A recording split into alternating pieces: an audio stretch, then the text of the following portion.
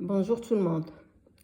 Aujourd'hui, on va commencer la leçon sur la digestion et on va commencer par la digestion buccale. Digestion buccale, c'est-à-dire la digestion au niveau de la bouche. Pour entamer cette digestion, on va procéder à une petite expérience, ou bien une manipulation. Vous connaissez bien bain-marie. Bain-marie, ça veut dire qu'on pose un récipient dans lequel on met de l'eau à une température 37 degrés Celsius. C'est la température du corps humain. Donc cette eau chauffée, dans cette eau, on peut mettre une source de chaleur pour maintenir la température 37. Et on va, ici vous avez remarqué le thermomètre à l'intérieur du récipient, puis deux tubes à essai. Dans le premier tube, le tube A, on va mettre de l'emploi d'amidon. Dans le deuxième, emploi d'amidon plus salive pendant 10 minutes. Qu'est-ce que ça veut dire l'emploi d'amidon? Emploi d'amidon, c'est de l'amidon nacha qui a été plus de l'eau qui a été cuit. كناخدو النشا وتنزلو عليه الماء تنخلطو وتنطيبوه. علاش؟ حيت حنا ما عمرنا تناكلو لاميدون خضر، تناكلوه في الخبز كنطيبوه، في السباغيتي، في البطاطا، ديما l'amidon ne se mange pas cru. Alors l'emploi d'amidon dans le tube A, on l'a fait à 37 degrés.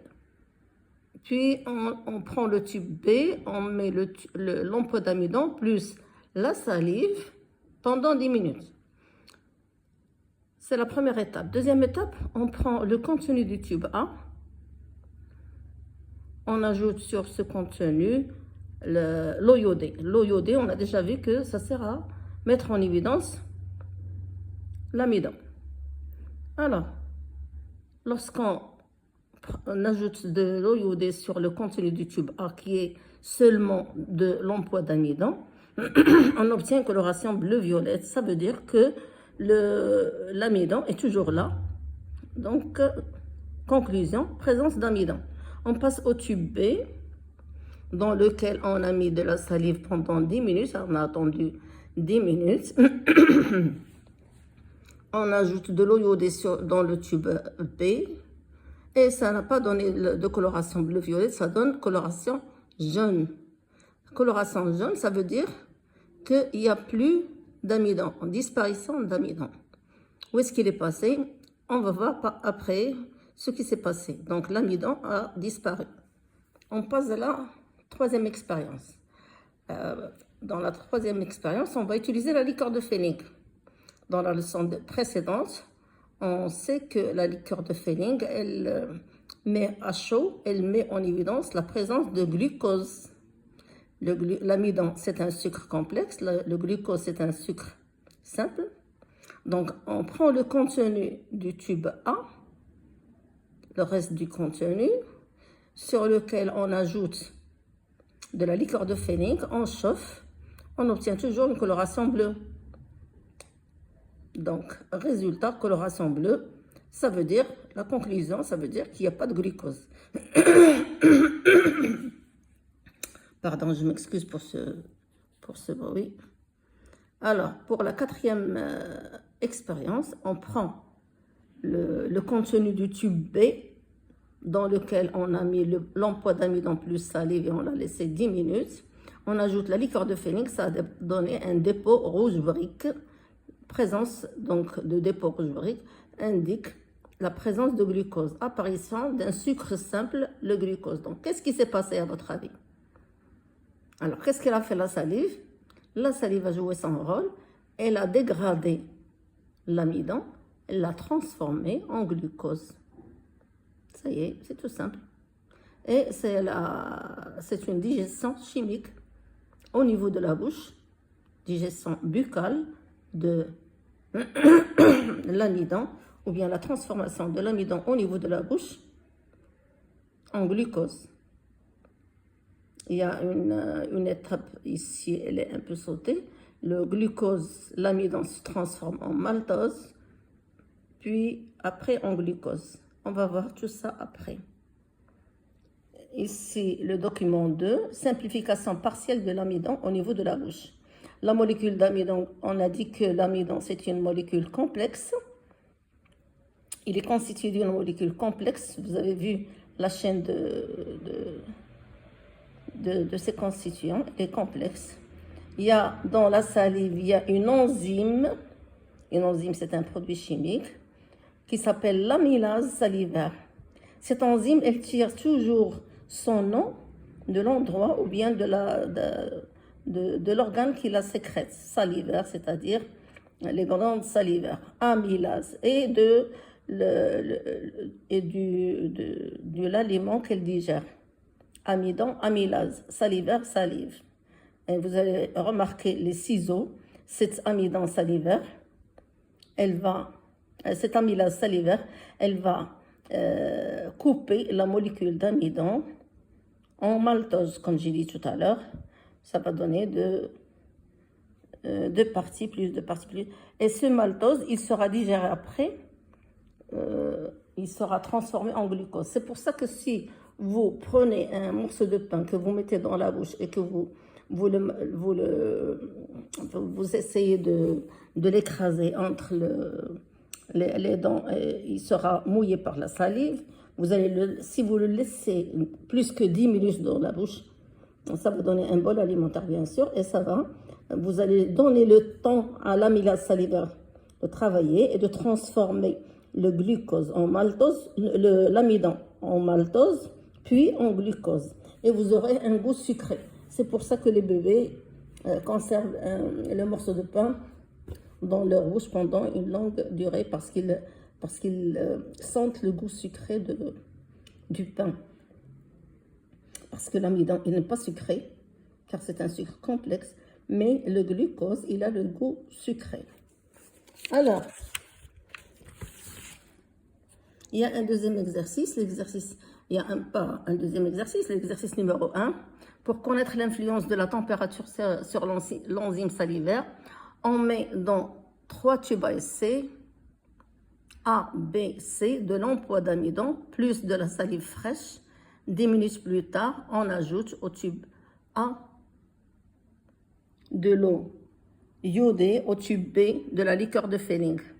Complétez le tableau avec ce qui convient. Alors, on prend le premier récipient. Le premier récipient, on a mis l'emploi d'amidon plus salive fraîche à 37 degrés. Le deuxième récipient, on a mis l'emploi d'amidon plus salive fraîche à 100 degrés Celsius, c'est-à-dire on l'a chauffé. Le troisième récipient, on a mis de l'amidon plus salive fraîche à 0 degrés Celsius. Il y a des glaçons. Alors, pour le premier récipient, l'eau iodée, qu'est-ce qu'on va obtenir? Lorsqu'on ajoute de l'emploi d'amidon, lorsqu'on ajoute de l'eau iodée sur l'emploi d'amidon avec la salive fraîche, on recevra une coloration jaune. Coloration jaune, c'est-à-dire il y aura disparition de l'amidon. Il y aura transformation de l'amidon en glucose. Donc plus de coloration bleue. La coloration bleue, كتكون إمتى؟ ملي كيكون ناشف، ملي كيكون l'amidon. Donc cette amylase salivaire, elle travaille à 37 degrés, c'est-à-dire la température du corps. Conclusion, disparition de l'amidon. Si on ajoute de la liqueur de Fehling, ça va donner un précipité rouge brique qui indique la disparition de l'amidon. Pour le tube B, on a chauffé cette salive avec l'emploi d'amidon à 100 degrés. La coloration, elle sera toujours bleue. Pourquoi? Parce qu'il y aura toujours présence de l'amidon. L'amidon n'a pas disparu. Pourquoi? Parce que la salive ne peut pas travailler, ne peut pas faire son rôle à 100 degrés. Donc, obligatoirement, elle doit travailler à 37 degrés. Donc, si on ajoute de la liqueur de Fehling à 100 degrés Celsius, donc pas de précipité rouge brique, l'amidon existe toujours. Il n'y aura pas de transformation de l'amidon en glucose. il y aura un précipité rouge brique lorsque l'amidon disparaîtra et lorsqu'il y a apparition de glucose. Pour le troisième récipient, toujours la coloration bleue, la salive ne peut pas travailler à une basse température, donc présence d'amidon, coloration bleue, présence d'amidon, pas de précipité rouge brique, il y a toujours présence d'amidon. Alors, si on considère que le contenu du tube C réagit positivement avec la liqueur de Fehling, quand on le chauffe jusqu'à 37 degrés, contrairement au tube B. Oui. Déduire du tableau les conditions nécessaires à l'activité de l'enzyme amylase salivaire. C'est-à-dire, le récipient, le troisième récipient, où il y a 0 degré Celsius, si on le chauffe à 37 degrés, si on met les conditions du corps humain, 37 degrés, qu'est-ce qui va se passer? Là, la coloration bleue va disparaître, il y aura apparition de coloration jaune et il y aura un précipité rouge brique si on ajoute la couleur de Fehling plus chauffage. Ça veut dire que l'amylase salivaire, elle ne travaille pas à 0 degré Celsius, mais lorsqu'on la réchauffe, elle va reprendre ses capacités à faire disparaître l'amidon et à faire apparaître le glucose. Donc, les conditions de travail de cette amylase salivaire, c'est la température 37 degrés Celsius, pas trop basse, pas trop forte. Et on remarque, si on chauffe l'amylase salivaire à 100 degrés, même si on la fait refroidir, elle a perdu toutes ses capacités à faire son travail. Elle ne peut pas nous donner comme lorsqu'elle sera congelée. Et lorsqu'elle se décongèle, elle va reprendre ses capacités, mais à 100 degrés, non, elle sera détruite, elle ne peut pas faire son travail. Et ainsi prend fin cette partie de la leçon.